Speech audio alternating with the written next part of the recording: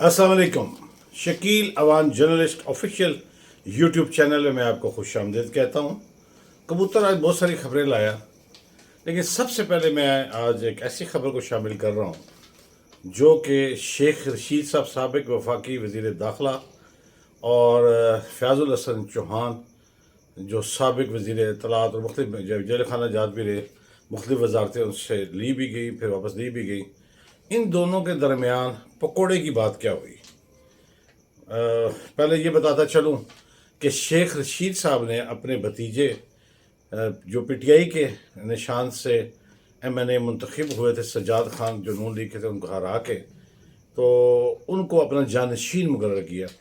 तहम एक रोज़ कबल उन्होंने लाहौर हाई कोर्ट के हाथे में अखबार नवीसों से बातचीत करते हुए ये कहा कि शेख रशीद मैं हूँ, मैं चिल्ला काट आया हूँ, अब मैं सिर्फ अपनी सियासत करूँगा और जो मेरा भतीजा है शेख राशिद शफीक वो अब सियासत नहीं करेगा और वो दाल मिर्च, उन्होंने ये लफ्ज़ इस्तेमाल किया, मिर्चें दाल वो बेचेगा, मतलब अपनी दुकान पर बैठेगा।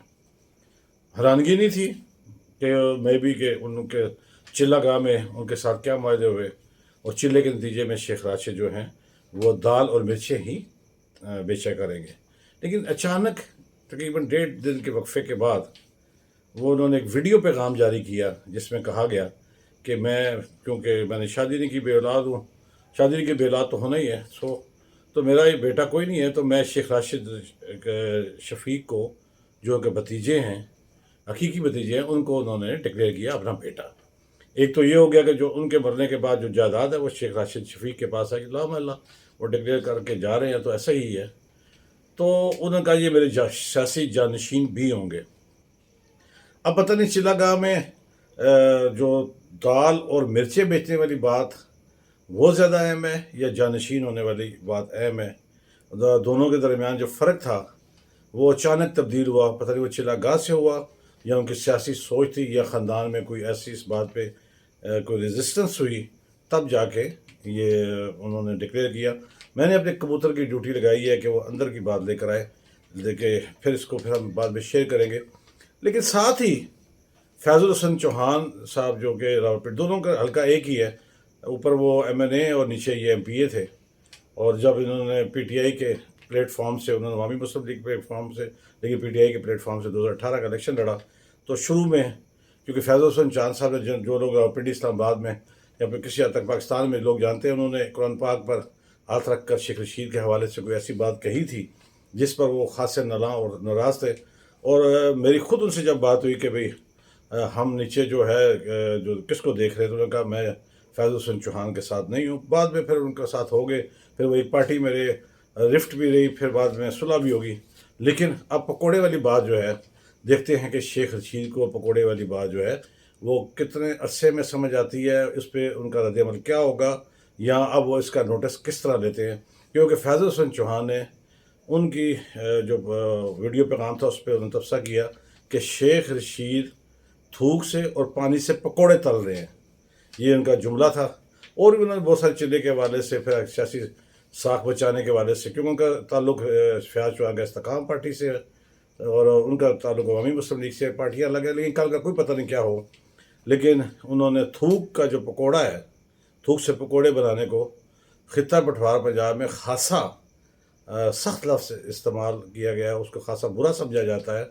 देखते हैं कि अब ये रावलपिंडी इस्लामाबाद की सियासत में या दाखिलाफत की इस सियासत में जो शेख रशीद ये पकोड़े वाली बात हज़म करते हैं या इसका शख्साना भुगतना पड़ेगा फयाजुल हसन चौहान को कि उन्होंने थूक के पकोड़े वाली बात जो कि, देखते हैं अब ये मामलात क्या होते हैं। लेकिन वो बुज़ुर्ग सियासतदान हैं, अवामी मुस्लिम लीग के जो सरपरस्त शेख रशीद हैं, वो 16 मरतबा मुख्तलिफ वजारतों में रहे, सीनियर मोस्ट आदमी हैं। अब उम्र के इस हिस्से में हैं कि वो पकोड़े क्या तलेंगे, लेकिन थूक के पकोड़े ने उनकी साख को तो ख़राब किया या नहीं किया ये एक अलग बहस है। लेकिन फयाजुल हसन चौहान को मेरा ये मशवरा था कि उन्हें एहतियात के तकाज़े पूरे करने चाहिए थे। ये सियासत है, कल आप किसी एक प्लेटफार्म पर भी इकट्ठे हो सकते हैं। तो जैसे आपने पहले कुरान पाक उठाया था, जिस बात पे मैं उसको दोहराना नहीं चाहता, तो क्या फिर ये थूक वाले पकोड़े जो हैं कहीं आपके गले ना पड़ जाएं और पिंडी की सियासत में ड्रामाई तब्दीली ना आ जाए। ये भी एक बहुत बड़ी सियासतदानों के लिए, यहाँ के मकामी और नेशनल सतह के جو لیڈرز ہیں ان کے لیے یہ ایک لمحہ فکریہ ہے۔ کبوتر نے بتایا کہ ملک بدری کے احکامات جو غیر قانونی ہیں اس میں کوئی توسیع نہیں ہوئی اور پکڑ دکڑ شروع ہو چکی ہے۔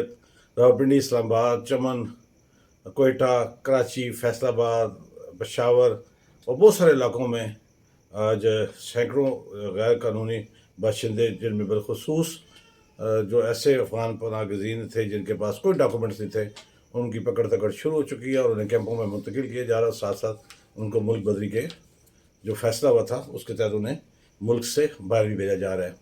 IMF کا وفد کل آ رہا ہے۔ پٹرول اس لیے سستا نہیں کیا گیا کہ وہ 2 ہفتے یہاں رہے گا اور جائزہ لے گا۔ سوئی گیس تو مہنگی ہو ہی گئی ہے، اب دیکھتے ہیں کہ اور کیا کیا مہنگا ہوتا ہے۔ آپ تیار رہیے گا کیونکہ IMF کا وفد 2 ہفتے پاکستان میں جائزہ وفد ہے، یہ آ کے رہے گا۔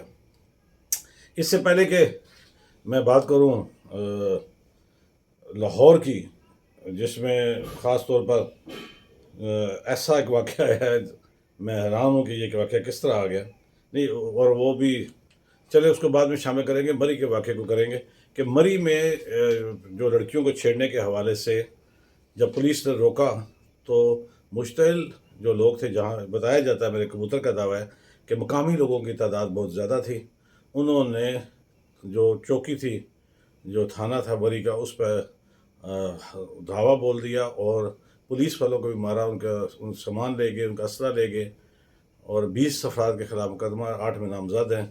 تو دیکھیں اب تھانے بھی محفوظ نہیں، اب آپ دیکھ لیں کہ جو ہمارے محافظ ہیں ان کو خود حفاظت کرنے کے لیے بھی دستے دیے جانے چاہیے۔ پاکستان کرکٹ بورڈ کی بات کی جائے، مینجمنٹ کمیٹی کے سربراہ ذکا اشرف کے خلاف بہت مہم جاری ہے، تاہم 4 نومبر کو ان کی مدت جو مینجمنٹ کمیٹی کی دوسری مرتبہ توسیع ہوئی تھی وہ 4 نومبر کو ختم ہو رہی ہے، ٹھیک 3 دن بعد۔ اور میرے کبوتر کا یہ دعویٰ ہے کہ کیونکہ وہ خاص طور پر آصف علی زرداری صاحب کے خاص بندے ہیں اور ان کو توسیع دی جا رہی ہے، میرے کبوتر کا دعویٰ ہے۔ جبکہ مارکیٹ میں، سوشل میڈیا میں اور دیگر کرکٹ حلقوں میں یہ بات گردش کر رہی ہے کہ انہیں توسیع نہیں ملے گی، لیکن میرے کبوتر کا دعویٰ ہے کہ انہیں 4 ماہ کی مزید ایکسٹینشن ملنے جا رہی ہے۔ اور اب دیکھتے یہ ہیں کہ مہنگائی کا جو طوفان ہے وہ کب رکے گا، یہ بات ہر ایک سوال کرتا ہے، ہر ایک کے زبان پر ہے، لیکن اس کا ہمارے سمیت کسی کے پاس کوئی جواب نہیں۔ غزہ کے مسلمانوں کے لیے آپ دعا کریں اللہ سے، اور اگر حکومت کوئی فیصلہ کرے اس میں بڑھ چڑھ کر حصہ لیں۔ میرے چینل کو سبسکرائب کیجیے گا، لائک کیجیے گا، کمنٹس کیجیے گا۔ اگر آپ کو میری بات، خبر، تجزیہ اور تبصرہ ٹھیک اور صحیح لگے تو چلتے چلتے ہمیشہ کی طرح کہہ رہا ہوں کہ جہاں اپنا اور اپنے پیاروں کا خیال رکھتے ہیں، گرد موجود مستحقین کا بھی خیال رکھیے۔ کوشش کیجیے کہ کوئی آپ کی شکایت اللہ سے نہ لگائے۔ کل انشاءاللہ نئی خبروں، نئی بات کے ساتھ حاضر ہوگی۔ اجازت دیجیے، اللہ حافظ۔